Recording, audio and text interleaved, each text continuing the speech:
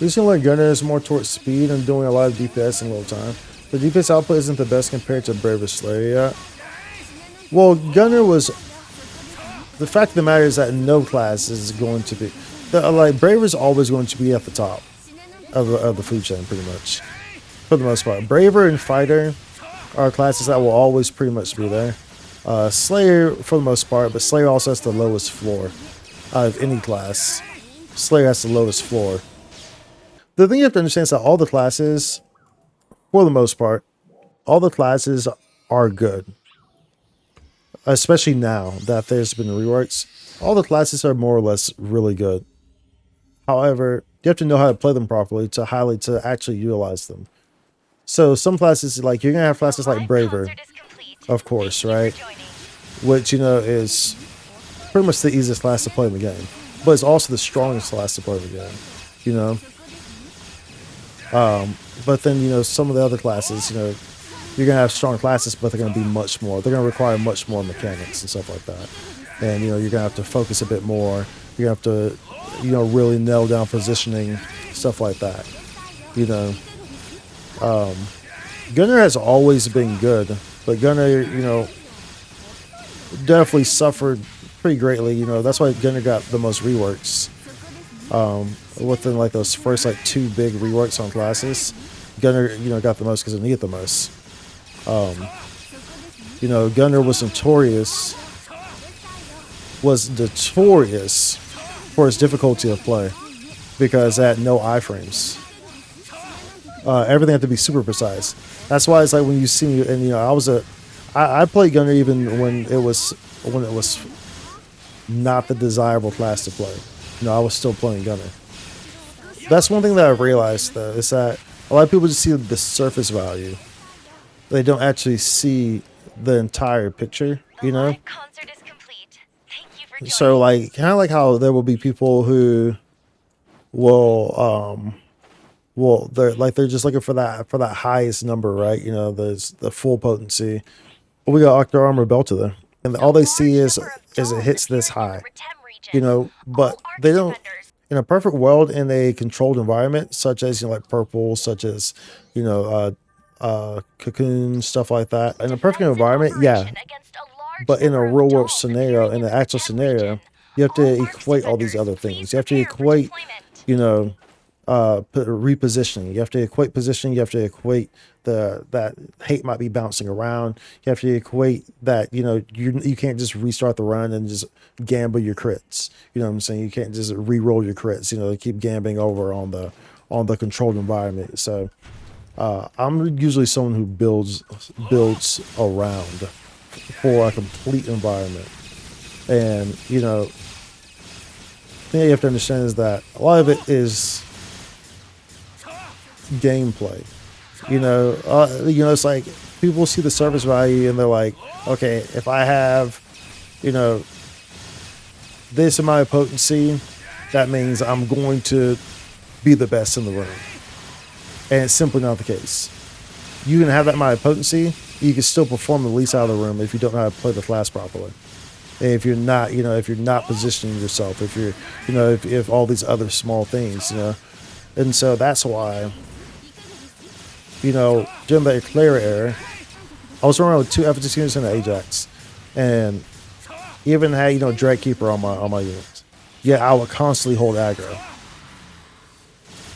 You know why? Because I'm equating for all those other variables. Now, if you put me in a scenario where, if it's, you know, a controlled environment, and, you know, where that person can maintain and have aggro at all times, it's only like 4 of us or something like that, then yeah, you know, you might outpace me. But in a real environment, you know, like stuff like this, dude, like you're more or less not going to outpace me on it, pretty much. So, you know, and that's one thing about the other classes that people don't realize, like Tekker, for example, dude. Like, Tekker blew my damn mind. Because I had never really messed around with Tekker. And no one was talking about Tekker, dude. When I played Tekker, bro, you know, when they have the Tekker class come out for the limited time task. And I played Tech Hours 2. What the are you kidding me, dude? Like, Tekker Wand is probably one of the strongest weapons classes in the game, if not like the strongest. But you just have to be really good and utilize it very heavily. Like, it's going to take a lot of effort. But this shit is strong as hell for no damn reason, bro. You know what I'm saying? And you don't hear anyone talking about Tekker Wand. Everyone's just like, oh, Slayer's broken, Braver's broken. Like, no. The thing is that a lot of these classes are actually really good, really strong. Just that people don't play them because they only see the surface value. They only kind of mimic what people say. And the mechanics on some of these classes aren't necessarily the most favorable for some people to want to play. So because they're not easy classes to play like Braver, they're like, oh, well, it's not a good class, you know. Yeah, it's like, and don't get me wrong, some classes, of course, you know, need reworks or need extra stuff added to them. But for the most part, it's not the case. Like, kind of like when people are always like just mindlessly talking like about how good Slayer is. Slayer is good, but like I said, Slayer has one of the highest ceilings, probably the highest ceiling, in terms of user input. It has the lowest floor. Like the difference between a good Slayer and a bad Slayer will be very massive. That's what I'm getting at there. So, but you know that applies to every class, but it applies even more for Slayer. You know, so even with this exact same gear, you know. That's why I just look what's cool.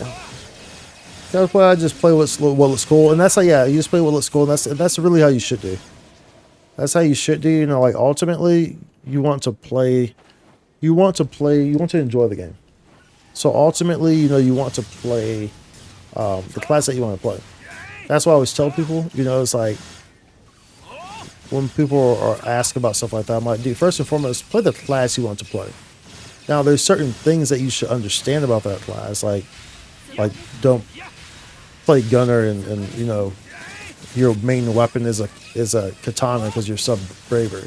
You know what I'm saying? Like, there's things that you need to understand, like why these things don't work. Like, yeah, it would be real cool to run around with twin machine guns and a katana, but let me explain to you why this doesn't work. You know what I'm saying? But like ultimately, like as your class, you know, whatever class you want to play, they're all good, dude. Like all the classes are good. It's just, you know, pick a class, master that class, and you'll do just fine. Pretty much, shit. Pick a class, master that class, you'll do just fine. That's how that one works. Okay, we got a rig coming up. So yeah.